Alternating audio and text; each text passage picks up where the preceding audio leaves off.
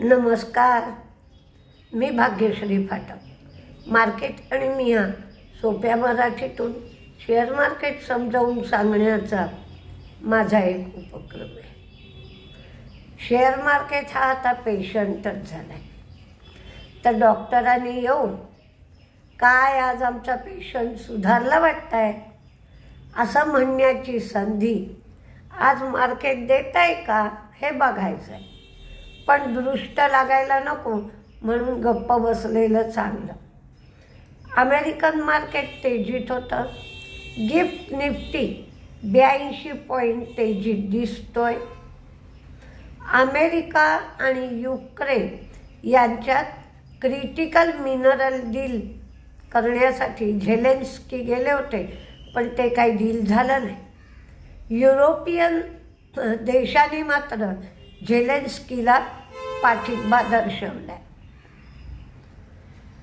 अमेरिकेमध्ये जी तेजी होती त्या तेजीमध्ये इंडेक्स रिबॅलन्सिंगचा परिणाम दिसला. PCE हा 2.5% आहे, पण क्रेडिट कार्डाने जे लोन किंवा क्रेडिट आहे ते खूप वाढलेलं आहे.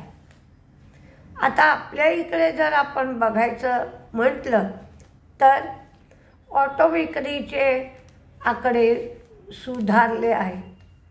मारुती टाटा मोटर्सनी निराशा केली आहे, पण Mahindra and Mahindra, TVS motor, Eicher, Escorts यांच्या विक्रीचे आकडे चांगले आले आहेत. एस्कॉर्ट्सची विक्री 11.4% वाढली आहे. महिंद्रा अँड महिंद्राची एकंदर विक्री 14.8% वाढली आहे. ट्रॅक्टर विक्री 18% वाढली आहे. मेट्रो ब्रँड्सनी ₹3 फायनल डिव्हिडंड, 14.50 म्हणजे ₹14.50 स्पेशल डिव्हिडंड असा ₹17.50 डिव्हिडंड दिला आहे. मारुतीची फेब्रुवारीची विक्री 1% वाढली आहे. डोमेस्टिक विक्री कमी झाली आहे, निर्यात कमी झाली आहे. IOB, MSTC यांना दोघांनाही GST डिमांड नोटीस आली आहे. MSTCला 105.60 कोटींची तर IOBला 700 कोटींची डिमांड नोटीस आली. पिरामल एंटरप्राइजेसला 1502 कोटीची आली. सोलार इंडस्ट्रीला मात्र 2150 कोटीची ऑर्डर मिळाली आहे. SBI लाईफनी ₹2.70 लाभांश दिला आहे.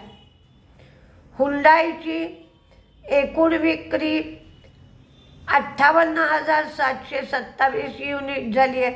डोमेस्टिक 47,727 युनिट झाली आहे, तर निर्यात 11,000 युनिट एवढी झाली आहे. हिरो मोटोची मात्र विक्री कमी झाली आहे. ओला इलेक्ट्रिकची 25,000 युनिट झाली आहे. मार्केटचा आपण PE रेशो बघतो तो 15 ते 25 या दरम्यान असतो.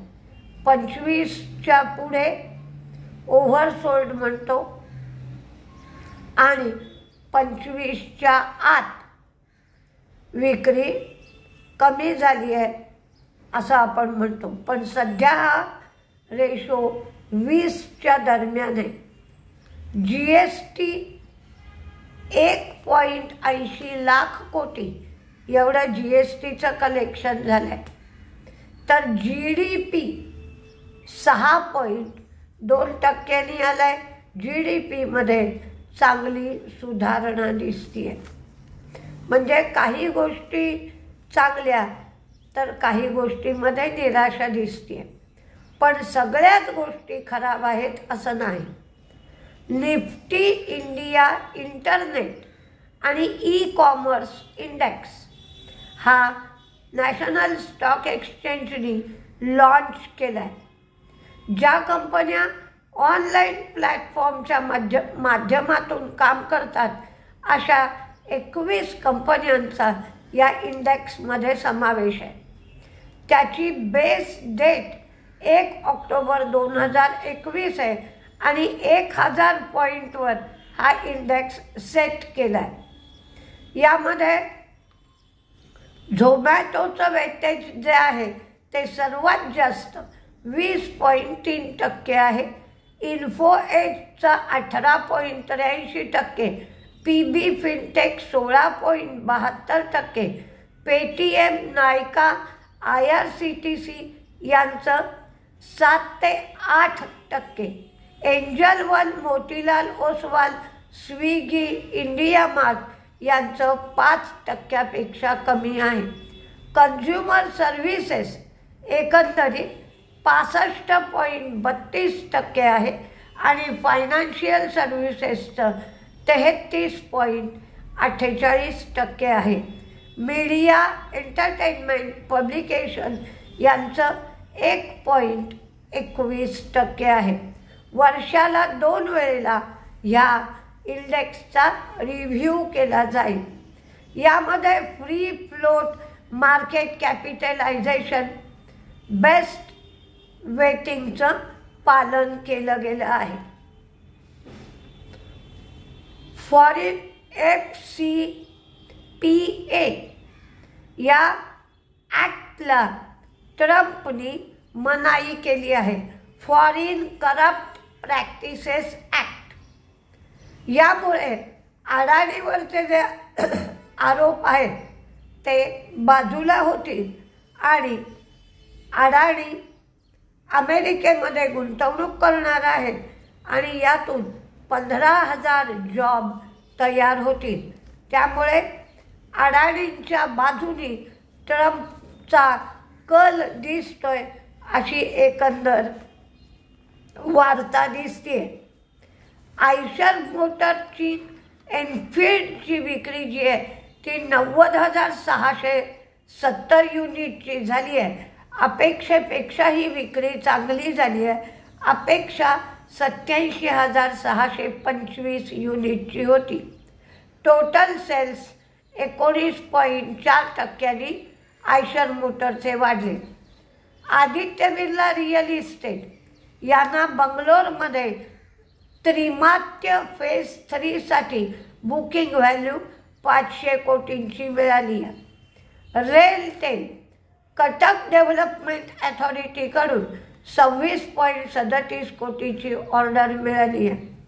NCC यांना 218.82ची वर्क ऑर्डर मिळाली आहे. दालमिया भारत महाराष्ट्र आणि कर्नाटकमध्ये 6 मेट्रिक टन पर ॲनम एवढी कपॅसिटी ते ॲड करणार आहेत. अरविंदो टेर्जिन बायोटेकमधला 80% स्टेक घ्यायला परवानगी मिळाली आहे. ॲस्ट्राझेनेका दुर्वालंब सोल्युशन डिस्ट्रीब्युशनसाठी सेंट्रल ड्रग अथॉरिटीकडून परवानगी मिळाली आहे. त्यामुळे काही गोष्टी चांगल्या आहेत, काही गोष्टी खराब आहेत. पण गिफ्ट निफ्टी 82 पॉईंट वर आहे आणि शुक्रवारी मार्केट अत्यंत पडलं होतं. त्यामुळे काहीशी सुधारणा सुरुवातीला दिसण्याची शक्यता आहे. म्हणजे 80-82 पॉईंट गिफ्ट निफ्टी म्हटलं तर मार्केट एक साधारण 250 ते 300 पॉईंटच्या दरम्यान तेजीत राहण्याची सुरुवातीला शक्यता आहे.